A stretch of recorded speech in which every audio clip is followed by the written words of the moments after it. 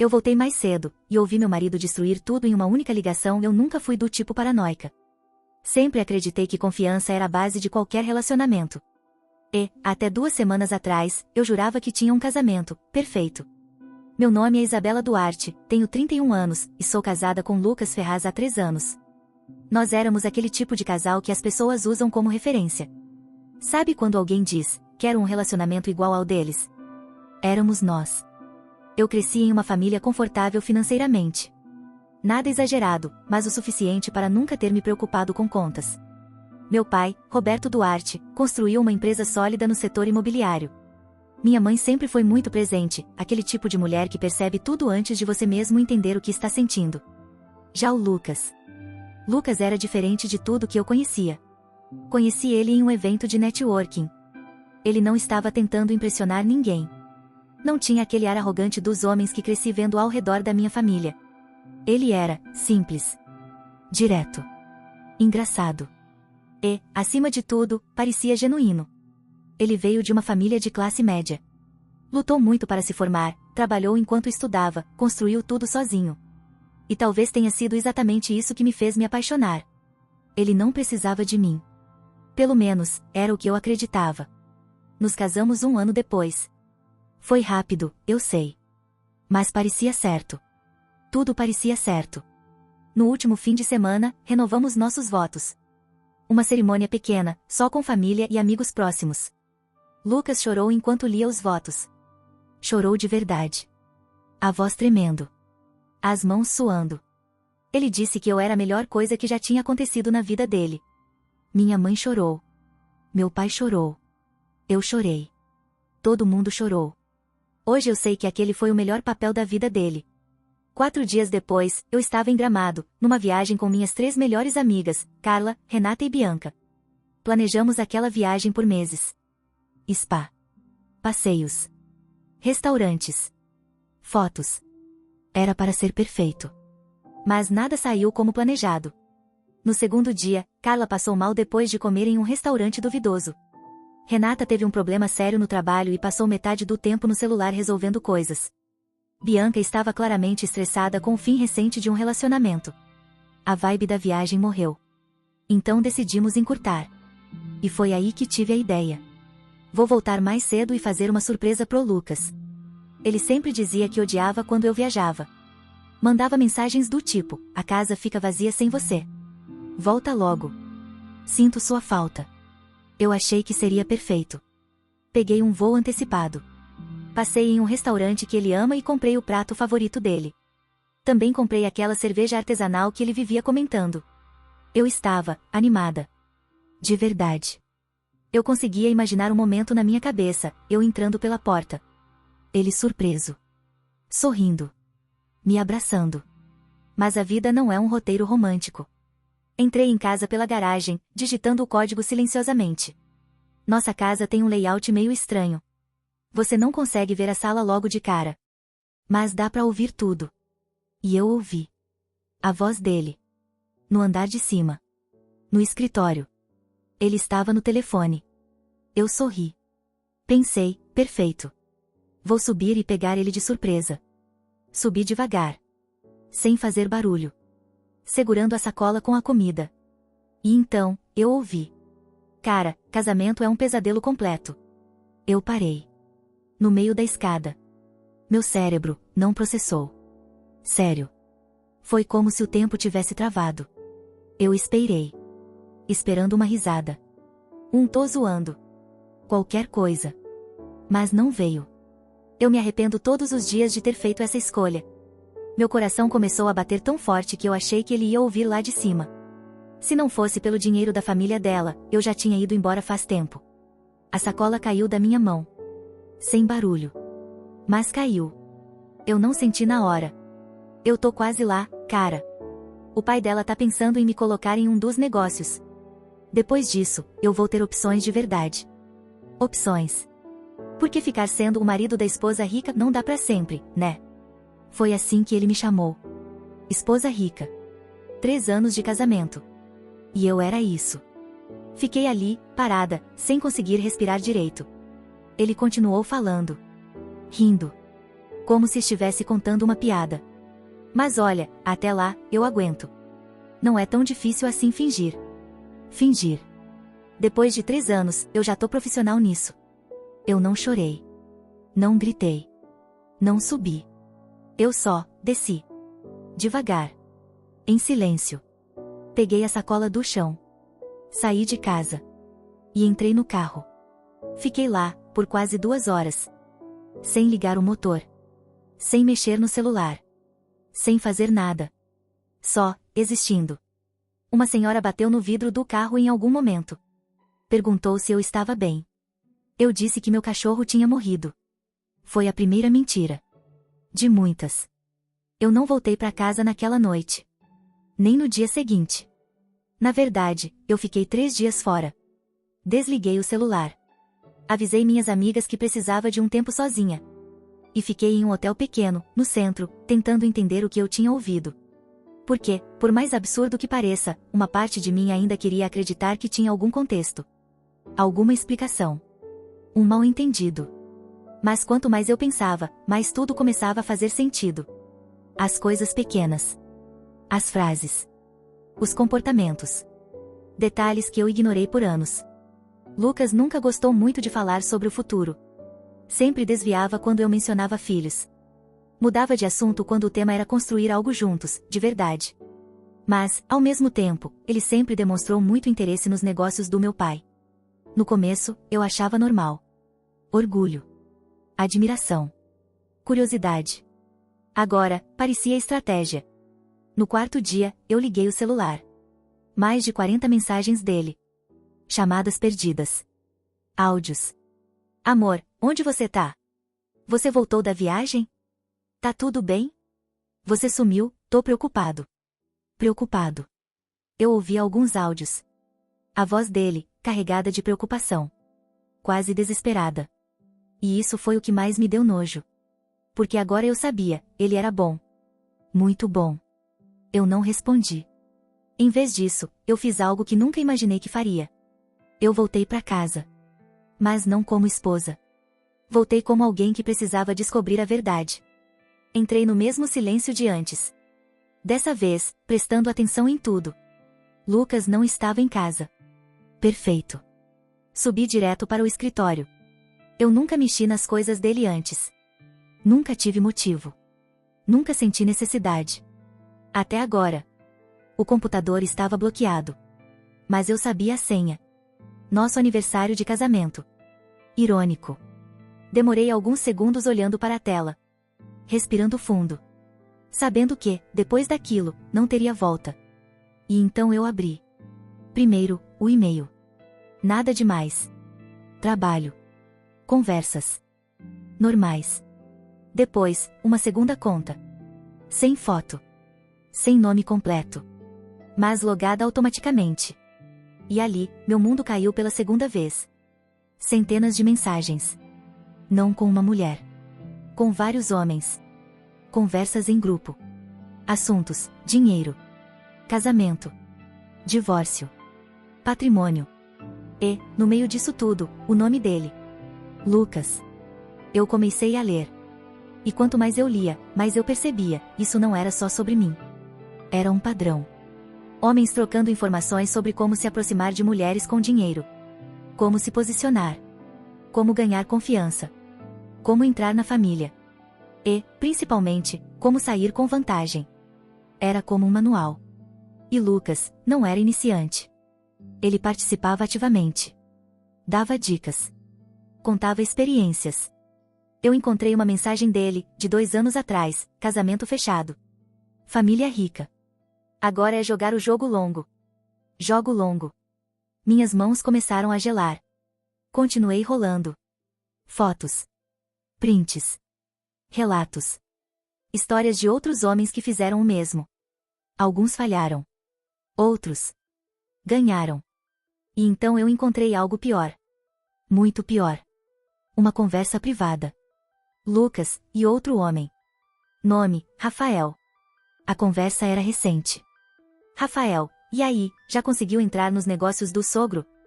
Lucas: tô perto. Ela tá insistindo nisso agora. Rafael: boa. Depois disso, você tá feito. Lucas, sim. Aí é só esperar o momento certo pra sair. Esperar o momento certo. Eu senti um aperto no peito tão forte que tive que parar. Mas eu ainda não tinha visto tudo. E foi aí que eu abri a pasta. Backup. Dentro dela, vídeos. Eu hesitei. Mas cliquei. E então, eu vi. Lucas. Com outra mulher. Na nossa casa. Na nossa cama. Rindo. Agindo, exatamente como agia comigo. Mas não era só isso. Havia datas. Várias. Ao longo de meses. Talvez anos. E, de repente, uma memória voltou. Uma viagem que eu fiz sozinha. Um fim de semana em que ele disse que ficaria trabalhando. Eu fechei o notebook com força. Minha respiração estava descontrolada. Mas, no meio de tudo isso, algo ainda não fazia sentido. Se era só interesse, se era só dinheiro. Por que casar comigo? Por que manter isso por tanto tempo? Por que não sair logo? E então, como se o universo quisesse terminar de me destruir, meu olhar caiu sobre uma última mensagem. De Lucas. Enviada naquela manhã. Para o grupo. Ela voltou mais cedo da viagem. Acho que quase deu ruim. Vou ter que acelerar as coisas. Acelerar. Meu estômago revirou. Acelerar o quê? Foi aí que eu entendi. Isso ainda não tinha acabado. Na verdade. Isso estava só começando. Depois daquela última mensagem, eu não consegui pensar direito por alguns minutos. Acelerar as coisas. Aquilo não saía da minha cabeça. Acelerar o quê? O divórcio? Um golpe financeiro? Ou, algo pior? Respirei fundo e abri o notebook de novo. Se eu tinha chegado até ali, eu precisava ir até o fim. Voltei para a conversa com aquele homem, o Rafael. Rolei mais para baixo. E então eu encontrei. Lucas, ela ainda confia em mim. Mas tá mais atenta esses dias. Rafael, então não demora. Você sabe o risco. Lucas, eu sei. Já tô organizando tudo. Rafael, e o seguro? Seguro. Meu coração parou por um segundo. Lucas respondeu, já aumentei há 6 meses. Ela nem percebeu. Eu senti o ar faltar. Seguro de vida. Meu seguro de vida. Eu tentei lembrar. E lembrei. 6 meses atrás, Lucas tinha insistido que deveríamos nos proteger melhor. Falou sobre futuro. Segurança. Família. Eu achei bonito.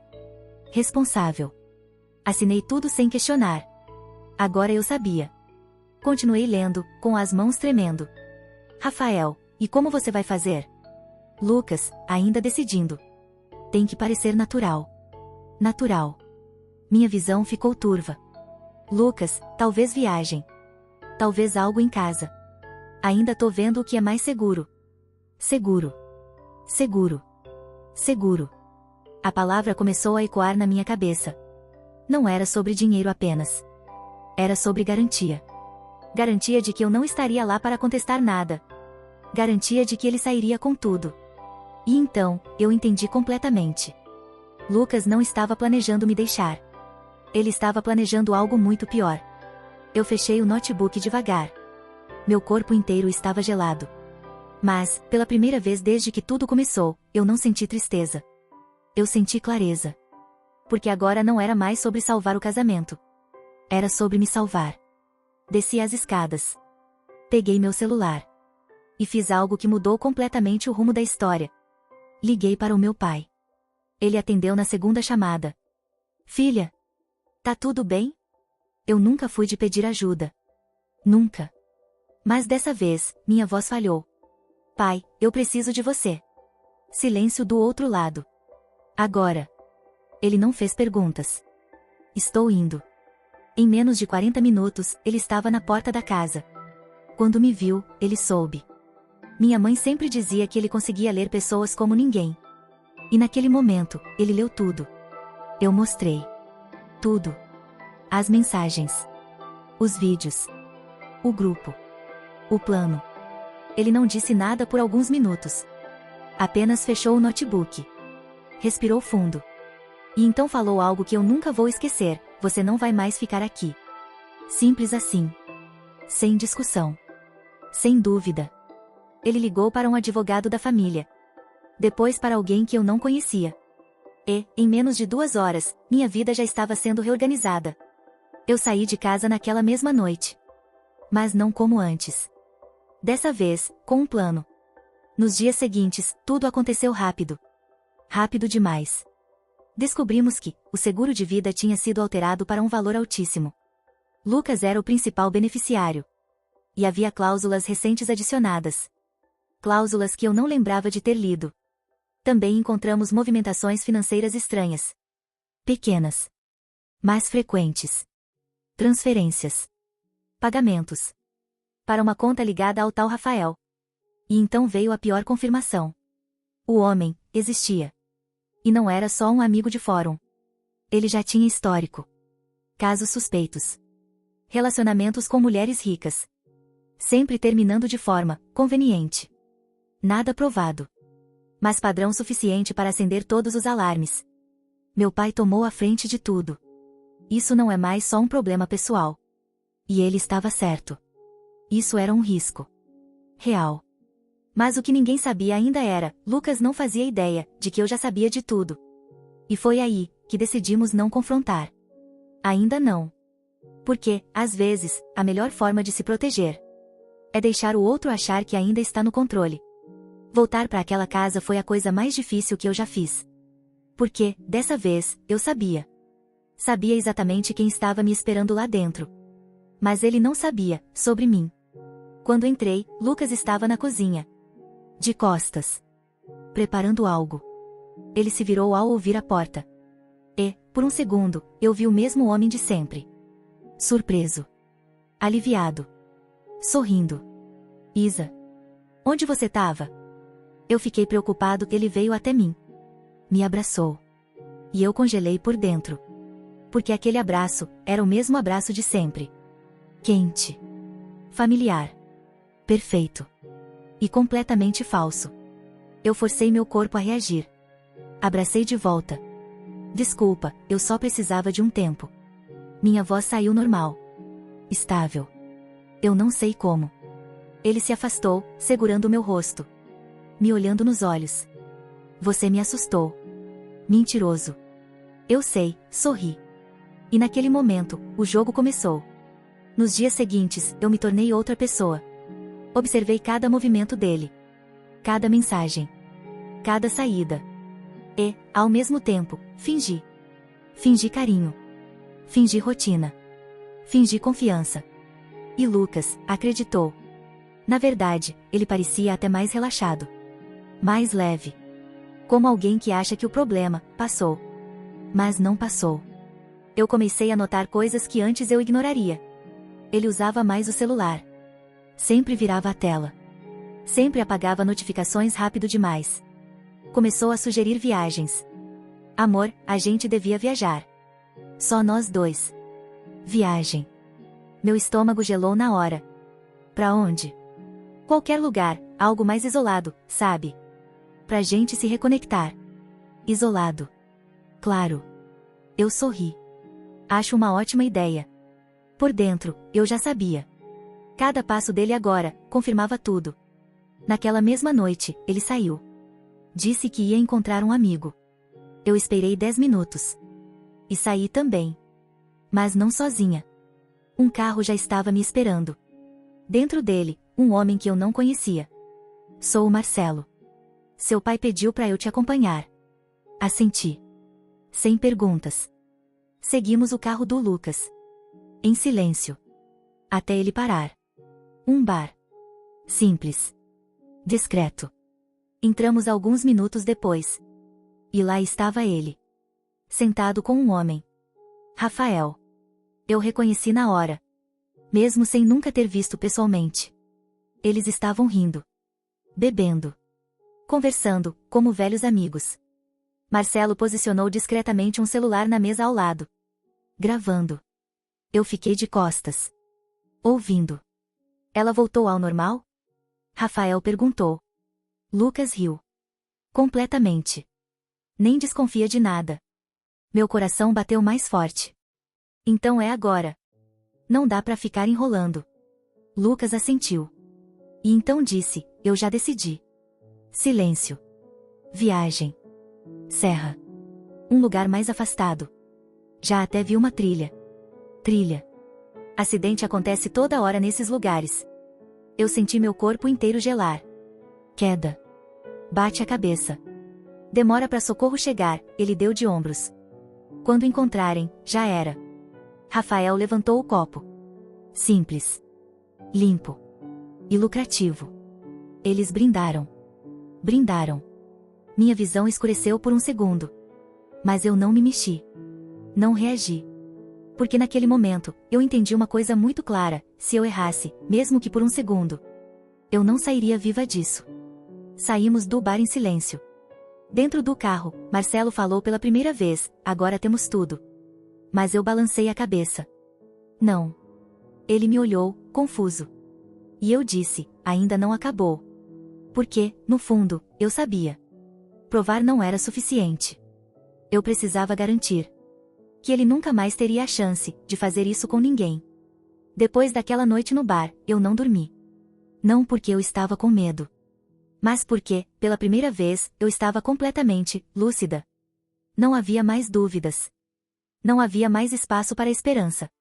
Lucas não era apenas um homem ruim. Ele era perigoso. Calculista. Paciente. E se eu simplesmente o denunciasse naquele momento, talvez ele fosse preso. Talvez. Mas homens como ele, sempre encontram uma saída. Uma brecha. Uma nova vítima. E eu não ia permitir isso. Na manhã seguinte, eu sentei com meu pai, o advogado da família e o Marcelo. Coloquei tudo na mesa. Eu vou aceitar a viagem. O silêncio foi imediato. Nem pensar. Meu pai respondeu na hora. Mas eu mantive o olhar firme. Ele já decidiu como vai fazer. Se eu recuar agora, ele muda o plano. O advogado concordou. Ela tem razão. Se perdermos esse momento, ele pode desaparecer, ou pior, tentar outra abordagem. Meu pai passou a mão no rosto. Pensando. Ele não queria aquilo. Mas sabia que eu estava certa. E assim, o plano começou. 2 dias depois, Lucas veio com a ideia. Exatamente como eu já sabia. Amor, achei um lugar incrível na serra. Perfeito pra gente. Eu sorri. Vamos. Ele não percebeu nada. Na verdade, ele parecia animado. Como alguém prestes a resolver um problema.